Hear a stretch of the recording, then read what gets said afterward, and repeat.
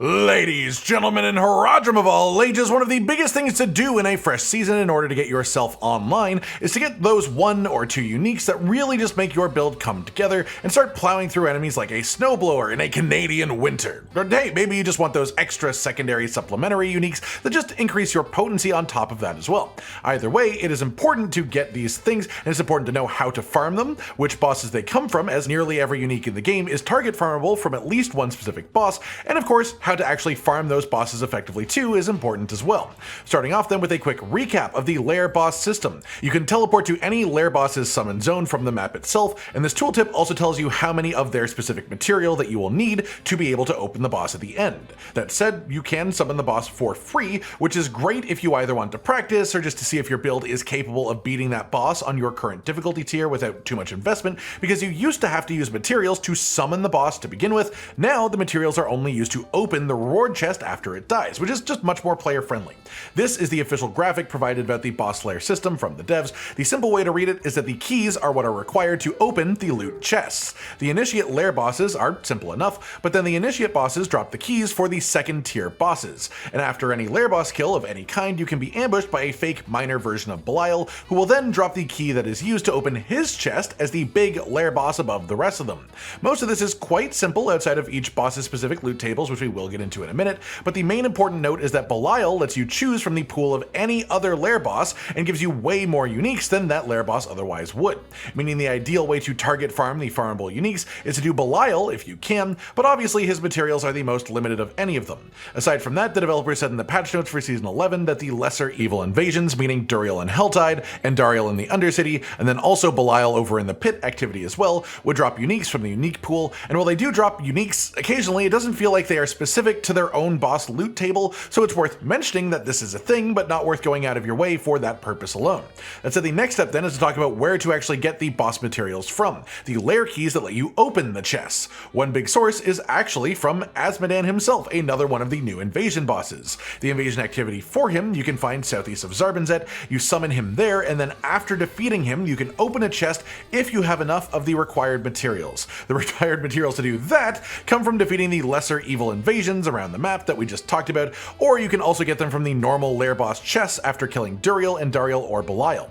5 corrupted materials lets you open a reward chest, and one of the things that these chests can drop a fair bit of is lair boss summon keys, and his chests do drop a pile of general uniques, not in like a targeted farm way, it seems just a large number of random ones. Outside of that, the general best way to get these keys, if you have them, is to run Undercity Tributes of Titans. These drop piles of random lair boss summon keys at the end, and outside of that, each lair boss key does have a dedicated activity tied to it, and you can see what those activities are that you can get them from by just hovering over that material in your inventory if you have at least one of them to do that with. As well, you can get big burst chunk piles of them from the season rank chests or the season reputation track with anything that labels itself as dropping lair keys like the lair cache or the greater lair cache here, and these are very solid. Obviously you can only do that once per character, but it's a nice big pile of them when you do. There's also the divine gift from Azmodan, the Essence of Hellfire. This makes world bosses drop bonus lair keys, and when leveled up, this can actually make the world bosses drop a fair few of them each time too. All that said, let's get into the specific uniques that favor dropping from each of these bosses. Lair bosses will always drop some uniques from just the generic unique drop table, but a few of them will be specific to their own target farmable pool. I'll have these going by in slides on screen, and I'll call it any new ones in particular, especially for Paladin, as that's just straight up a new class this season, so it's important to know where the uniques come from. And while we haven't been told every single target farmable location for every unique for the Paladin, we do know the exact source for the majority of them. Pause these to slow it down if you need to, but here we go. First, we'll go through the general uniques that aren't class specific and are just part of the generic pool. There's nothing new here this season. These are uniques that can drop from any of the lair bosses regardless of their specific target farm unique options. There's a pile of weapons, a pile of armor, and a few jewelry uniques as well within this pool. That said, let's get into specific bosses. For Varshan, for Paladin, he drops the Arcadia unique and the Ward of the White Dove shield unique as well. Then outside of that, the other new unique that Varshan drops is Orsavain for the Sorcerer. Next up, we've got Grigoire. He drops the March of the Stalwart Soul unique for Paladin, and then the other new unique that he drops is the Khamsin Stepwalkers, which is the new Druid unique item this season. Then there's also the Beast in Ice boss. His Paladin unique pool is March of the Stalwart Soul again, then also Promise of Glory, and then the Bastion of Sir Matthias as well, but he doesn't have any of the new uniques in his pool from the other classes. After that, we have Lord Zir, and for Paladin, he drops the Cathedral Song unique, as well as Sanctus of Kethamar, and the Red Sermon unique unique weapon as well. Aside from that, he also drops the new Barbarian unique, the Chain Scourged Mail, as well as the new Spiritborn unique, Path of the Emissary. For Urivar, the final of the Initiate tier layer bosses, he's essentially like an amalgamation of every other boss for the most part, except for Paladin, because his unique pool for them is Cathedral Song, Judicant's Glaive Helm, and Light's Rebuke, as well as Promise of Glory. No other new ones for the other classes though.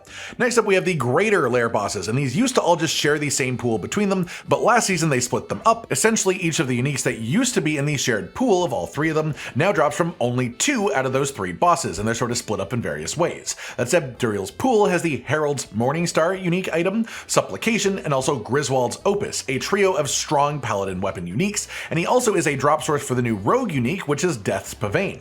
For Andariel, she has Herald of Zakharum, the really strong paladin unique shield that a lot of builds are wanting to use, and Herald's Morningstar as well. She is also another source of the new Rogue unique, which is Death's Pavane. Then finally we've got the Harbinger of Hatred, who has the Herald of Zakharum shield, and the Supplication and Griswold's Opus weapon uniques for Paladin as well. Outside of that, there's of course Belial on the top of all of these, and to repeat what he does in particular, when you open Belial's chest, you get to choose which boss's loot pool you are pulling from. Your choice picks the uniques from the tables that we've already gone over here, but he also drops them in just way higher quantities than the regular bosses do. So he's sort of the end goal of this system, and he does also drop Corrupted Eyes, which you can use to open chests from the Azmodan invasion. Past that, one final thing I do want to touch on is Obol Gambling. This isn't necessarily efficient for getting ancestral versions of uniques or good GA rolls specifically either, but if you just want the base version of a unique because the effect that's on it is important to you, and especially for things like on Paladin, let's say you want the Blessed Hammer Mace unique. There are very few unique maces, so if you get any unique mace to drop, quite a high chance you will get the thing that you're after here. This isn't quite the same level of value for every slot or every unique, but there are definitely some that you can very effectively target farm through Obols due to slot restrictions. And past that, it's worth noting the existence of the Murmuring Obol's Nightmare Dungeon affix that exists. We'll be talking a bit more about Nightmare Dungeons in general in the very near future, because a lot of these affixes are actually very potent now, and I think that people are heavily underestimating Nightmare Dungeons in Season 11, but there's one of these that is Murmuring Obol chests inside of it, and you can easily get like 1,000 Obols from a single run of a Nightmare Dungeon with this affix, which is quite good reward to time ratio. That just about does it for today then everyone, your guide to target farming uniques in Season 11 of Diablo 4. Stuff hasn't changed a massive amount, but there's of course new uniques, new seasonal activities, and rebalanced rewards like the Nightmare Dungeons as well. I hope you've all enjoyed this, and hopefully it helps out in your journey to achieving big power as quickly as possible. Like if you liked the video, subscribe and hit the notification bell for more, and most importantly, ladies and gentlemen, until next time, stay sweet. Josh, Cotton, and Hollow with the videos, dropping the humor like a hammer on your tippy toes, bringing entertainment on a daily arrangement to take our insanity and turn it into entertainment. Yes, I said entertainment twice, to reiterate that it is nice to look into your faces on a mostly daily basis when you let us in your homes to make the whole world a stage. Goodbye.